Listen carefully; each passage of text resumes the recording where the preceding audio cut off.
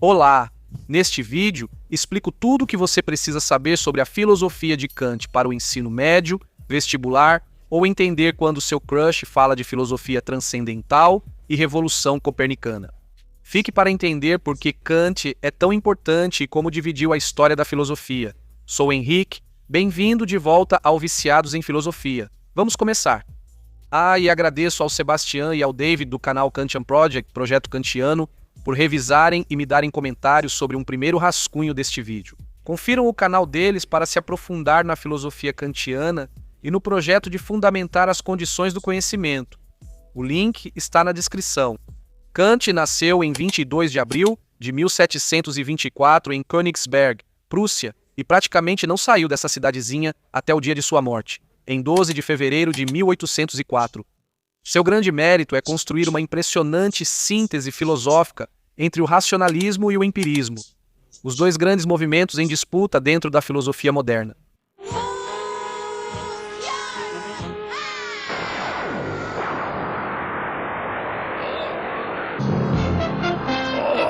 Além de ser, para seu próprio desgosto, o precursor direto do idealismo alemão que acaba nos dando a preciosidade de Hegel. Então, muito obrigado, Kant. Para Kant, todo o anseio filosófico podia ser resumido nessas três grandes perguntas. O que posso conhecer?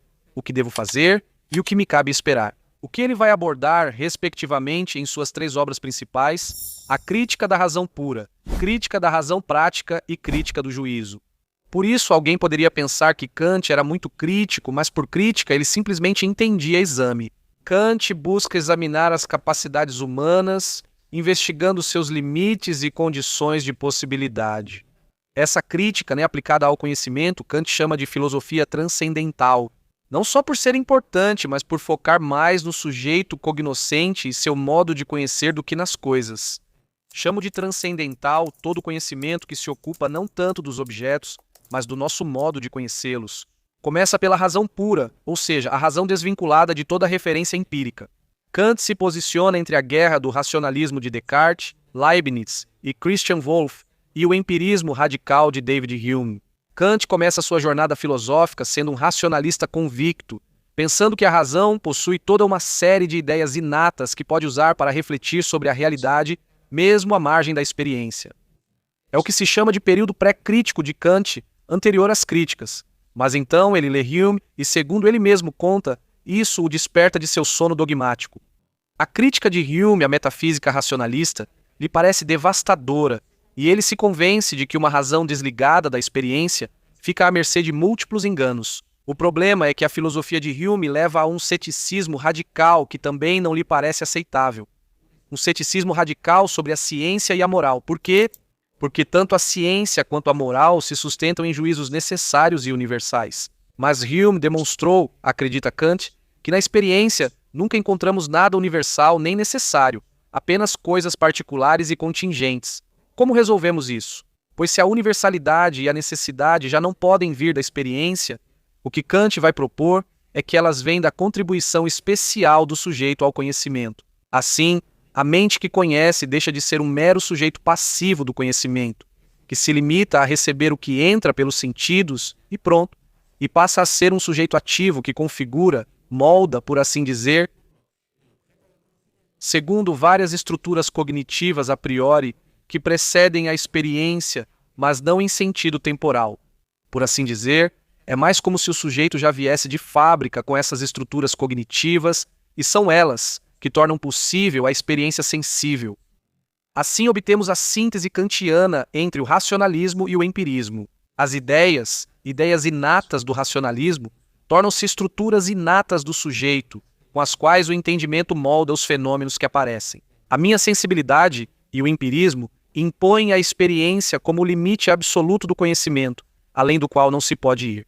Comparar Kant com Aristóteles ajuda a entender sua proposta. Aristóteles pensava que os objetos naturais eram compostos de dois princípios: a matéria, que era o princípio individuante, que particularizava uma coisa ligando-a a um espaço e tempo concretos, e a forma, o princípio universal, que unia os diferentes indivíduos dentro de uma mesma categoria de coisas. Por exemplo, George Wilde e eu somos ambos seres humanos porque compartilhamos a mesma forma, a forma da humanidade. Mas ao mesmo tempo somos seres humanos diferentes porque nossa matéria é diferente. Eu tenho este corpo e George Wilde, bem, aquele corpão. Então, essas formas existem na realidade e estão na coisa. E o que o intelecto faz, segundo Aristóteles, é tirá-las da matéria, abstraí-las e capturá-las dentro de seus diferentes conceitos. Mas o que Kant propõe agora, de modo completamente revolucionário, é que nós recebemos, por meio dos sentidos, uma série de impressões caóticas e sem forma. Que matéria é o sujeito que dá forma a esse objeto de conhecimento segundo suas próprias leis internas? Podemos dizer, portanto, que para Kant o conhecimento é uma síntese entre dois elementos. O que recebemos através das impressões sensíveis, a matéria, e o segundo, o que nossa própria faculdade de conhecer aporta de si mesma, a forma. A forma já não é algo como em Aristóteles, que o sujeito descobre na realidade, abstraindo-a dos dados sensíveis, mas sim aquilo que o sujeito traz ao conhecimento. Aquilo que o sujeito coloca ou impõe sobre os dados que lhe chegam pelos sentidos. Como Hume nos mostrou que o universal desnecessário não pode provir da experiência, raciocina Kant. Então, o elemento universal e necessário no conhecimento terá que provir da própria constituição do sujeito. E esse é o famoso giro copernicano de Kant. Do objeto de conhecimento já não tem sua origem nas coisas mesmas, como em Aristóteles, mas sim no sujeito, que passa agora a estar no centro do processo de conhecimento. Assim, Kant consegue fundamentar a possibilidade de algo imprescindível para a ciência, os juízos sintéticos a priori. Não se assuste com o termo, eu vou te explicar. Kant distingue entre juízos analíticos e juízos sintéticos.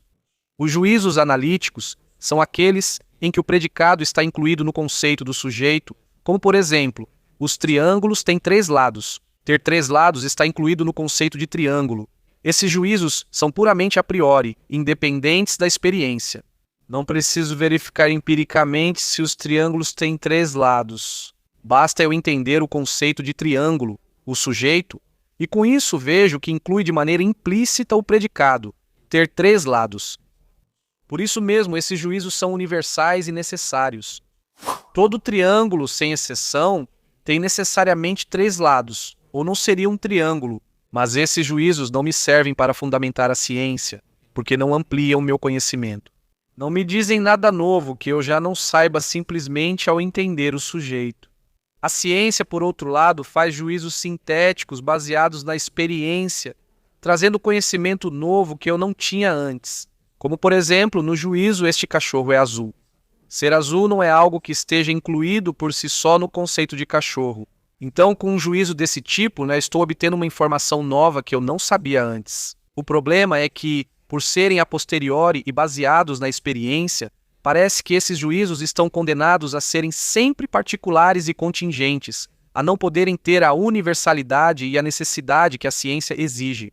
Porque, mais uma vez, como Hume nos ensinou, na experiência nunca encontramos nada universal e necessário, mas apenas coisas particulares e contingentes. Portanto, para que fique claro, o problema dos juízos analíticos é que, apesar de serem a priori e, portanto, universais e necessários, eles não me acrescentam conhecimento. E o problema dos juízos sintéticos a posteriori é que, apesar de me trazerem conhecimento, são puramente particulares e contingentes, portanto, nem universais nem necessários. O que a ciência precisa, então, é que sejam possíveis os juízos sintéticos a priori, ou seja, juízos que me tragam conhecimento novo e que, portanto, sejam sintéticos, mas que, ao mesmo tempo, sejam universais e necessários a priori. E esses eu obtenho unindo, sintetizando o que recebo das intuições sensíveis com a contribuição construtiva que o sujeito faz de acordo com suas próprias leis internas. E daí seu caráter a priori, sua necessidade e universalidade. Dessa forma, o conhecimento surge do encontro entre a matéria das intuições sensíveis e a forma que o sujeito fornece. De onde tiramos aquela famosa frase kantiana de que pensamentos sem conteúdos são vazios, intuições sem conceitos são cegas. Preciso de ambas as faculdades, sensibilidade e entendimento, para que o conhecimento surja. Nenhuma pode consegui-lo sozinha. Intuição, sensível e conceito constituem os 2 elementos de todo o nosso conhecimento. De modo que nem os conceitos sem uma intuição correspondente, nem a intuição sem conceitos, podem nos proporcionar conhecimento. Sem sensibilidade, nenhum objeto nos seria dado, e sem o entendimento, nenhum objeto seria pensado. Os pensamentos sem conteúdo são vazios, as intuições sem conceitos são cegas. Tão necessário é, portanto, tornar os conceitos sensíveis, ou seja, acrescentar-lhes o objeto na intuição, quanto tornar as intuições inteligíveis, isto é, submetê-las a conceitos. As duas faculdades não podem trocar suas funções. O entendimento não pode intuir nada, nem os sentidos podem pensar nada. Somente da união delas pode surgir o conhecimento. Agora, um exemplo de juízo sintético a priori seria, segundo Kant, tudo o que acontece tem uma causa. Este é um juízo sintético porque ter uma causa não está incluído no conceito de ocorrer, mas também é a priori porque é um juízo universal e necessário. E podemos ter certeza de sua verdade porque sabemos que a causalidade faz parte dessas leis internas do entendimento, que sempre conectará os acontecimentos que me aparecem segundo a lei de causa e efeito. Assim, posso dar como certo que sempre, em todos os lugares e necessariamente, quando algo ocorrer na minha experiência, estará conectado causalmente com outros eventos anteriores. É assim que meu entendimento fará com que as coisas me apareçam de modo universal e necessário. Aqui, outra distinção importantíssima é a que existe entre o fenômeno, que é a realidade tal como aparece à minha consciência, e a coisa em si, tal como é independentemente do meu modo de conhecer. Para Kant, a coisa em si é completamente incognoscível. Não posso saber como as coisas são em si mesmas, porque não posso sair do meu modo de conhecer. Reflita, não é possível saber como as coisas são sem minha própria experiência. Portanto, só posso saber como é o fenômeno, a realidade como ela me aparece. Então, como sei que meu entendimento opera com uma lei da causalidade, sei que sempre que um certo acontecimento me aparecer, poderei descobrir uma causa para ele nesse teatro das aparências, por assim dizer. Mas se realmente existem lá fora, na realidade em si mesma, causas e efeitos, isso eu não posso saber, porque estaria indo além de toda experiência possível. É um pouco, não, para dar um exemplo didático, como se tivéssemos nascido com uns óculos de realidade virtual grudados assim na cabeça. Você veria dois gatos assim, bem juntos e carinhosos, e saberia que se voltasse depois de alguns meses, provavelmente veria muitos gatinhos. Mas se realmente existem gatinhos lá fora e como eles são, você não poderia saber, porque não poderia tirar esses óculos. Então, de maneira semelhante para Kant, você está conhecendo o mundo filtrado pela sua mente. Assim, o sujeito recebe alguns dados sensoriais que são completamente informes e lhes dá uma certa forma diante de sua consciência. Mas como isso é feito de acordo com leis internas que poderiam ser como o software com o qual funcionam os óculos virtuais, e não tenho como sair do meu próprio modo de conhecer, não tenho como tirar esses óculos, então não posso saber se essa forma com a qual a realidade me aparece é a forma que a realidade tem em si mesma. Aliás, se estiver gostando do vídeo, deixe um like para me ajudar a alcançar mais pessoas. Muito obrigado! Se você gosta de filosofia, confira meu livro Tem Filosofia na Sua Geladeira, uma introdução feita para você. Além disso, eu também falo um pouco sobre Kant, ou sobre essa forma bastante difundida de interpretar Kant, e sobre como isso pode ser criticado, então pode ser que te interesse. Tem um link no comentário fixado. Agora, esse processo de configuração do objeto de conhecimento tem, para Kant, diferentes níveis. Primeiro, recebo os dados dos sentidos, organizados pelas formas a priori da sensibilidade, espaço e tempo. Por isso, tudo o que percebo de forma universal e necessária ocorre no espaço e no tempo. Mas não porque espaço e tempo sejam estruturas reais da realidade em si mesma, isso eu não posso saber, mas sim porque são os óculos que eu necessariamente uso. Minha experiência ocorre necessariamente no espaço e no tempo, porque espaço e tempo são suas condições de possibilidade, mas eu não tenho nenhum acesso para saber se as coisas em si mesmas são espaço-temporais. Essa análise pertence ao que Kant chama de estética transcendental, que estuda a condição de possibilidade da sensibilidade. Daí estética, porque vem da palavra aesthesis, que significava sensibilidade em grego, e é isso que permite a ele fundamentar a matemática como ciência, porque suas duas partes, a geometria e a cinemática, tratam dessas duas. Intuições puras de espaço E tempo, respectivamente. Uma vez feita essa primeira ordenação sensível, o entendimento se propõe a pensar ou entender esses objetos, e para isso os estrutura segundo as 12 categorias: unidade, pluralidade, totalidade, realidade, negação, limitação, substância e acidentes, causalidade e dependência, ação e paixão, possibilidade e impossibilidade, existência e inexistência e necessidade e contingência. Essas categorias, mais uma vez, são conceitos puros que não se obtêm a partir da experiência, mas que já vêm de fábrica no sujeito humano. Não sei e nem posso saber se há substâncias na coisa em si, ou unidade, pluralidade, contingência, necessidade, etc. Mas eu sei que, como esses conceitos fazem parte desses óculos com os quais eu necessariamente vejo o mundo, a realidade sempre vai aparecer para a minha consciência configurada por eles. E por serem a priori e independentes da experiência, possuem universalidade e necessidade, e ao serem aplicados à sensibilidade, transferem essas características para ela. Isso permite a Kant salvar, além da experiência em geral, o caráter científico da física, e ele faz isso dentro do que chama de analítica transcendental. Kant passa então a dialética transcendental a considerar a possibilidade de obter um conhecimento meta-empírico, que era a pretensão da metafísica racionalista. Mas é claro, pelo que dissemos, isso não pode ser uma ciência, porque ao ir além de toda experiência possível está ultrapassando em muitos limites que Kant impôs ao conhecimento. É um pouco como se a razão perdesse a medida e errasse o alvo por quilômetros. O resultado disso são as ideias transcendentais, que não podem nos trazer nenhum conhecimento porque estão muito além das fronteiras da experiência. Lembre-se, pensamentos sem conteúdo são vazios, e esse conteúdo sempre vem da experiência. Daí que as três grandes ideias da metafísica racionalista, o eu, o mundo e Deus, levem sempre a aporias ou contradições, e sejam impossíveis de demonstrar. Nunca temos experiência de um eu substancial, como a alma de Descartes, ou da totalidade dos fenômenos, e muito menos de um Deus transcendente, invisível e imaterial. Como se não bastasse, Kant divide todas as provas tradicionais a favor da existência de Deus em três, que ele vai chamar de ontológica, a partir da mera ideia de Deus. A cosmológica, que tenta chegar a Deus como la causa, y la física, teológica, que é o clássico argumento do desígnio a partir da ordem do mundo, e argumenta que nenhuma delas funciona. A cosmológica e a físico-teológica, na verdade, dependem secretamente do argumento ontológico. E este fracassa em sua tentativa de demonstrar a existência de Deus a partir de sua mera ideia ou de seu mero conceito. Porque parte do erro de supor que a existência é um predicado real ou uma perfeição, e não é. Eu, mundo e Deus, portanto, não são mais do que ilusões de uma razão desenfreada que sofre de miragens por ter se afastado tanto da experiência.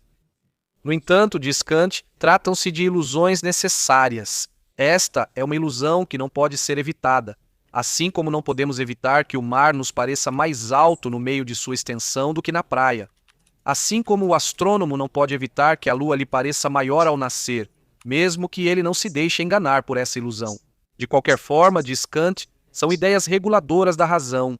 Não podem ser demonstradas, mas incentivam a investigação, que sem elas perderia o ânimo. Nunca chegaremos aos princípios últimos que desejamos, mas, bem, no caminho vamos descobrindo muitas coisas que não teríamos descoberto se não estivéssemos tentando chegar a Deus, ao eu ou ao mundo como totalidade. São um pouco como aquele professor que te diz: olha, mire no 10, embora eu já te diga que com certeza você não vai tirar 10, mas se mirar no 10 pelo menos pode ser que tire um 8, porque senão vai ser ainda pior.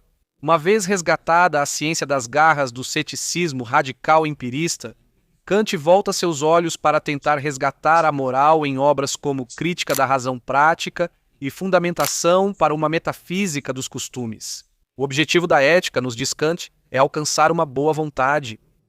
Mas o que faz a vontade ser boa? Não poderia ser a capacidade de produzir boas ações ou de ter boas consequências? Porque todas essas coisas ficam fora da própria vontade, e pode ser que as circunstâncias bloqueiem ou impeçam os resultados da vontade. Portanto, a bondade de uma vontade estará exclusivamente em sua intenção, na intenção com que ela age. Em concreto, na intenção de agir por dever, a vontade boa, então, é aquela que age por dever. Mas aqui é muito importante distinguir agir conforme ao dever de agir por dever. Não é a mesma coisa. Alguém age conforme ao dever quando sua ação está de acordo com o que o dever exige. Por exemplo, quando dou esmola.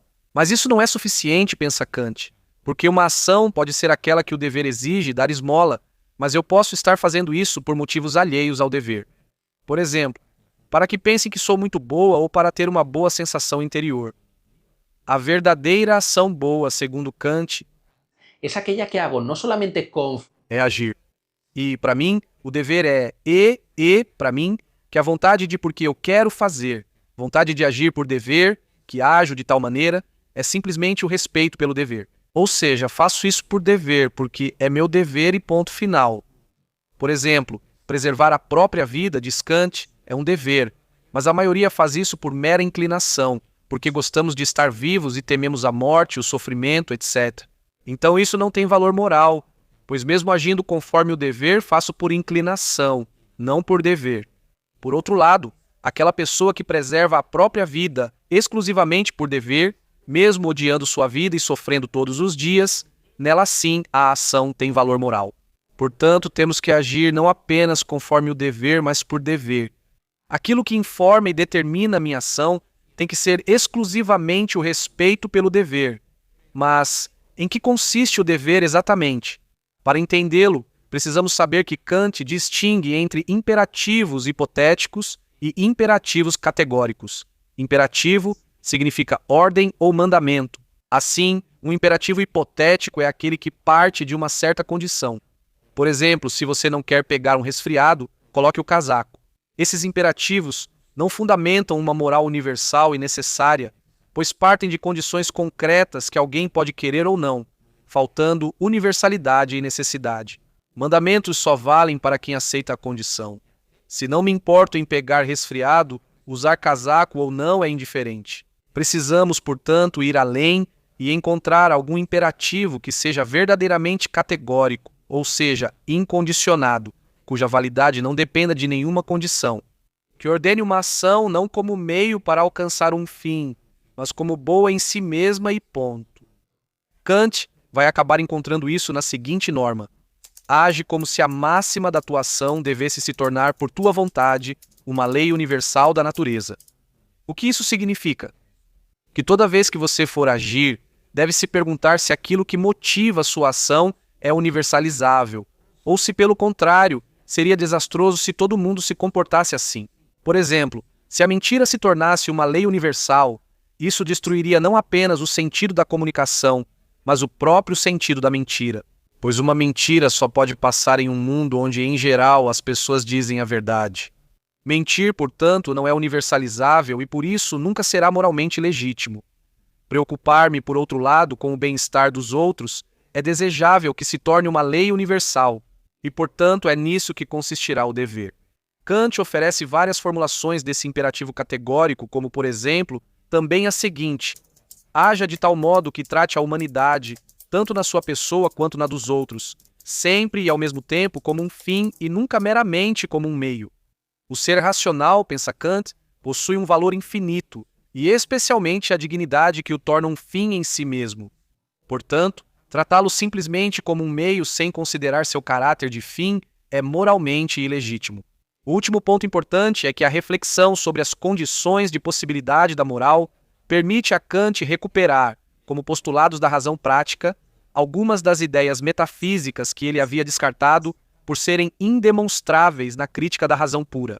Por exemplo, a ética pressupõe um eu que seja o responsável último e livre pelas ações. O dever pressupõe poder. Não faz sentido exigir que alguém não minta se essa pessoa está determinada a mentir e não pode agir diferente. A liberdade, ética, portanto, precisa ser real para que a ética seja possível, é uma condição de possibilidade da ação moral. Não posso demonstrar que sou livre, mas como devo agir moralmente, o dever me obriga a pressupor que sou, por mais que, do ponto de vista teórico, eu não possa cumprir o segundo postulado da razão prática, diz Kant, imortalidade pessoal e daí, porque a exigência do dever é alcançar a virtude perfeita. Isso é impossível nesta vida, não só pela idade, mas também pelas condições difíceis. Portanto, preste atenção ao raciocínio. Devo alcançar a virtude perfeita. O dever pressupõe o poder. Portanto, posso alcançar a virtude perfeita. Não posso alcançar a virtude perfeita se só existe esta vida. Portanto, não existe apenas esta vida. Como agente ético, portanto, preciso pressupor a imortalidade pessoal, mesmo que, do ponto de vista teórico, novamente seja indemonstrável. Somente assim faz sentido embarcar-se no complexo e tedioso projeto da perfeição moral que o dever me impõe. E o último postulado da razão prática é o próprio Deus, que vai se encarregar de garantir a união ou coincidência final entre virtude e felicidade, sustentando nossa motivação para agir eticamente. Kant não acredita que alguém deva agir moralmente para ser feliz, mas sim que ser virtuoso dá o direito de esperar a felicidade, porque se alguém merece ser feliz, esse alguém é o virtuoso. O problema é que neste mundo vemos muitas vezes que virtude e felicidade não andam juntas. Os justos morrem e sofrem, os injustos se divertem e nunca pagam por seus crimes. Sentimos isso na pele como uma injustiça cósmica que nos tira toda a vontade de agir moralmente. Mas temos o dever de promover esse bem supremo que é a união entre virtude e felicidade. O problema é que só podemos acreditar nisso se tivermos a ideia de um Deus com poder e vontade para tornar isso possível. Portanto, por mais que a análise crítica da razão teórica me leve ao agnosticismo, porque a existência de Deus é indemonstrável, o dever me permite crer nele em um ato de fé prática que torna possível a própria ação moral. E com isso você já sabe o básico da filosofia de Kant. Outro dia a gente se aprofunda mais com um vídeo bem mais longo e vê tudo em detalhes. Se você quiser continuar aprendendo de forma fácil e em cerca de 15 a 20 minutos, o pensamento dos maiores filósofos de toda a história, dá uma olhada nessa playlist onde eu reúno todos eles. Com certeza você tem provas sobre Platão, Nietzsche, Descartes ou outro que posso ajudar a preparar. Te vejo lá e, acima de tudo, nunca pare de pensar.